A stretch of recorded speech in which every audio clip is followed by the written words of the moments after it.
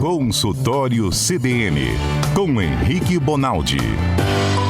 Oferecimento Med Senior, o plano de saúde para bem envelhecer.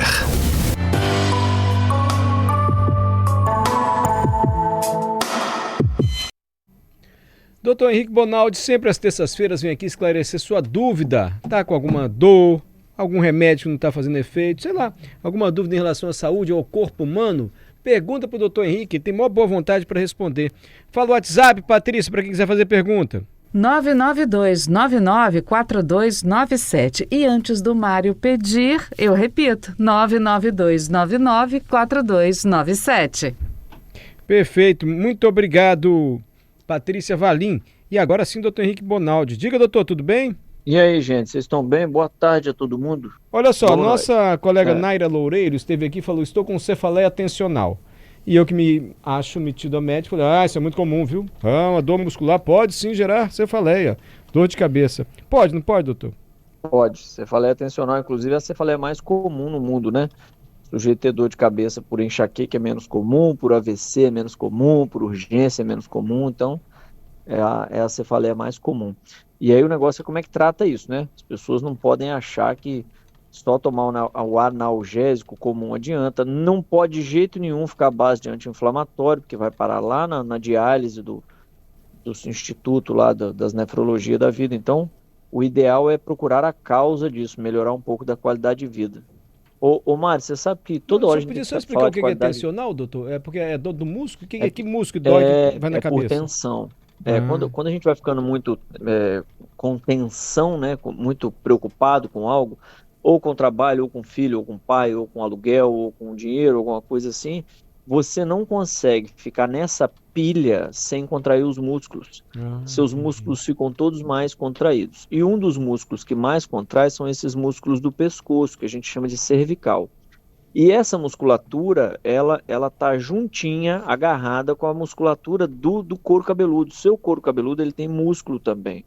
E aí essa tração nos músculos faz com que você, ao longo do tempo, tenha esse músculo mais doloroso. É como se, porque eu contraio muito, eu não consigo nutrir esse músculo, porque os vasos que nutrem o músculo, eles passam dentro do músculo.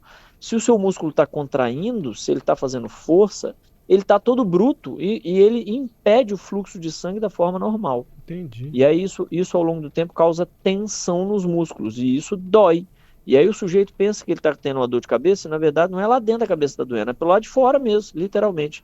E aí tem que tratar isso de uma maneira adequada. Caso contrário, o cara vai se entupindo de remédio sem melhorar a qualidade de vida. Então ele precisa pagar a conta dele, ele precisa dormir melhor, ele precisa fazer atividade física, ele precisa comer melhor, ele precisa melhorar o trabalho, sair daquele emprego, arranjar outro e assim vai. Perfeito. Alex, boa tarde, CBN, boa tarde, doutor Henrique. Pergunta do Alex. Febre é uma defesa do corpo? Quantos tipos de febre existem e quando temos que nos preocupar com febre? Pergunta do Alex.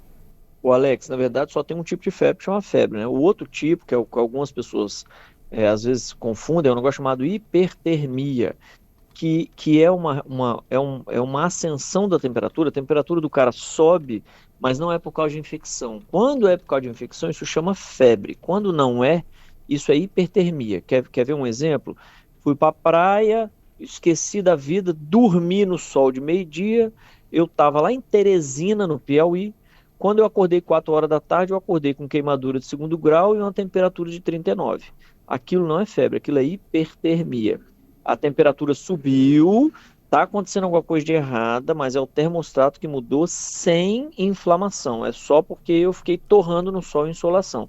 Tem alguns outros exemplos de hipertermia. Mas essa mesma temperatura alta, se for em vigência de infecção, aí acabou a conversa. Isso que você tem não é hipertermia, é febre. Então a definição de febre é: eu alterei a temperatura por culpa de infecção. E aí, independente de qual infecção, se é infecção por vírus, se é infecção por protozoário, se é infecção por bactéria, se é qualquer tipo de infecção em qualquer lugar, inclusive pneumonia, infecção de urina, infecção de pele, infecção de dente.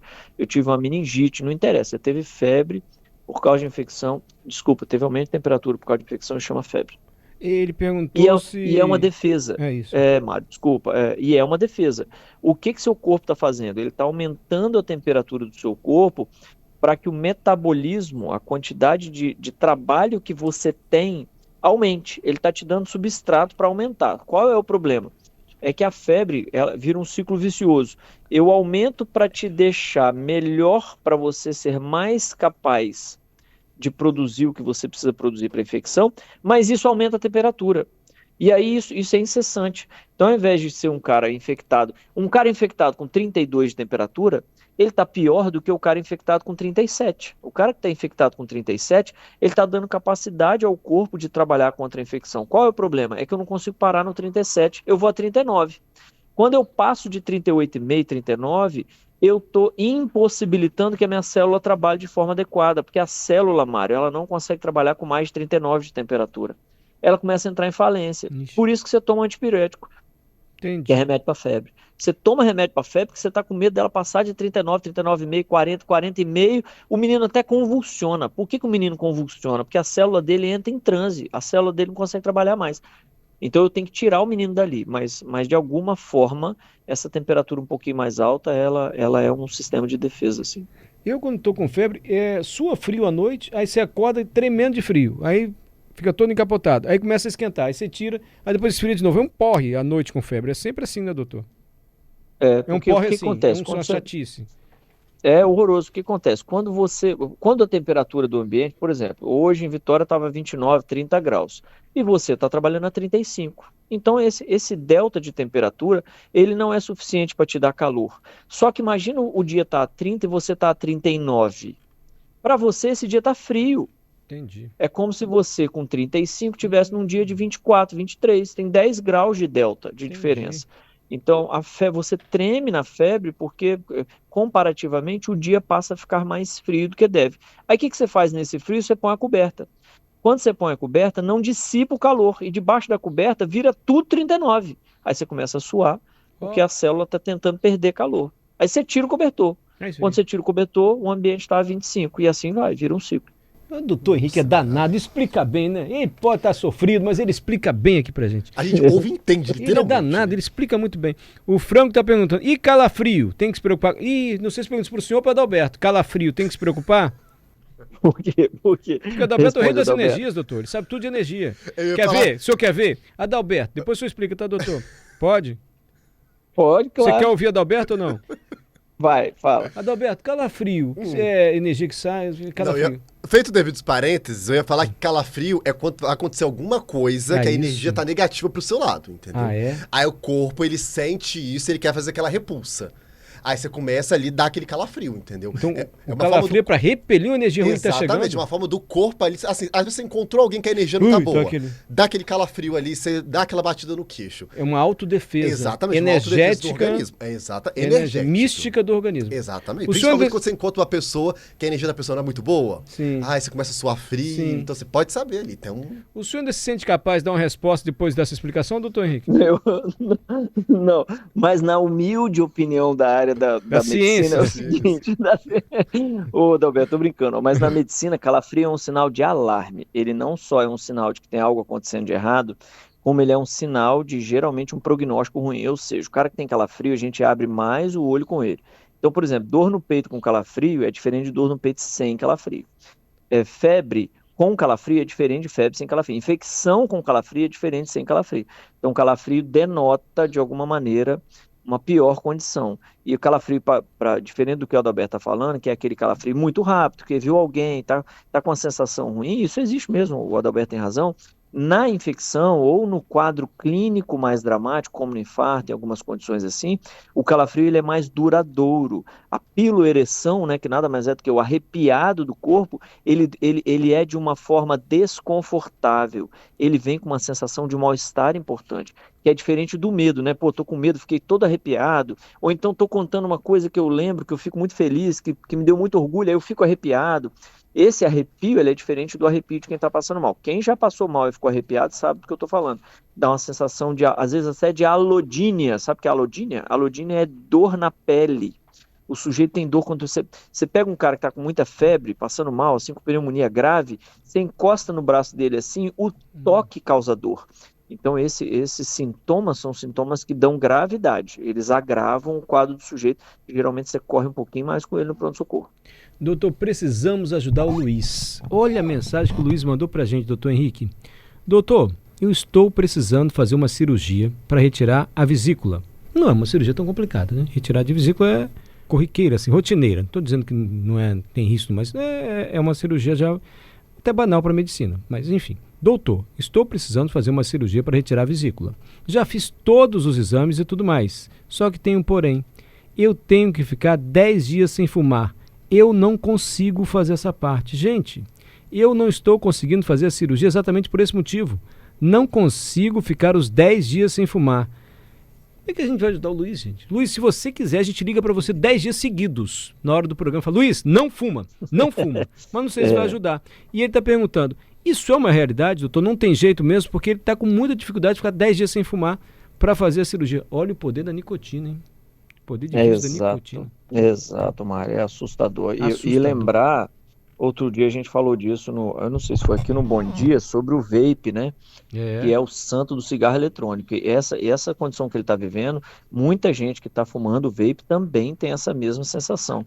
Porque, infelizmente, parte das substâncias usadas no vape são também, criam também essa dependência. E é dramático desse jeito mesmo, é triste desse tanto aí.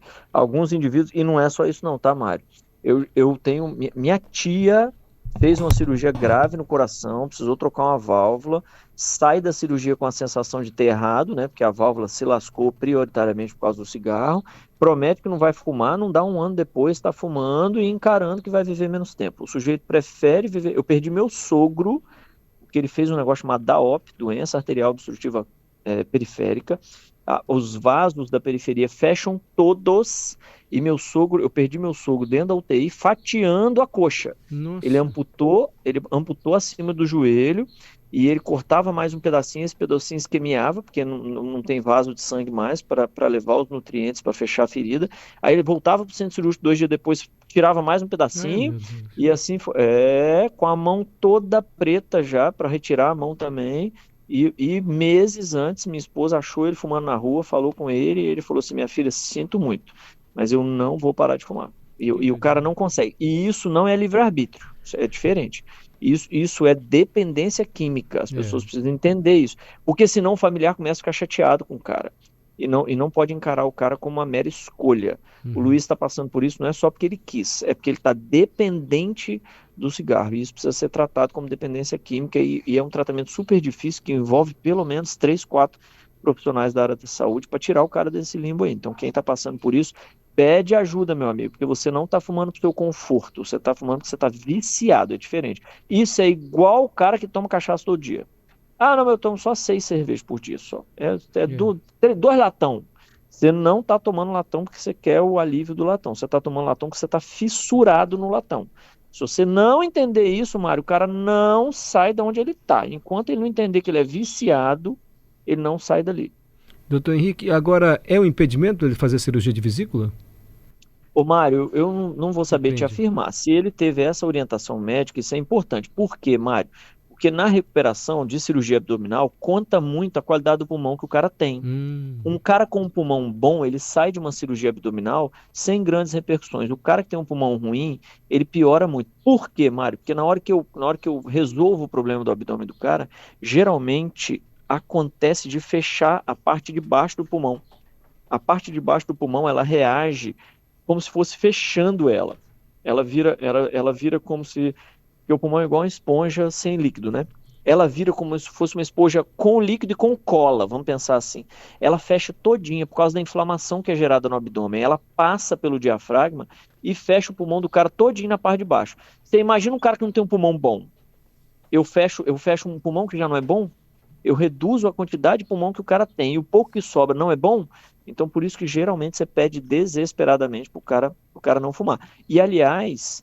Quem fuma tem um fechamento, o pós-operatório ele é pior do que quem não fuma, exatamente por causa dessas condições, porque eu minimamente tenho um pulmão que funciona melhor. Perfeito. O Giovanni, mais uma pergunta só, tá, doutor? Doutor, domingo recebi uma notícia muito ruim. Uma amiga se internou por conta de vício, enfim, uma notícia ruim. No outro dia, minha pressão, que sempre foi normal, 12/8, foi a 14/9.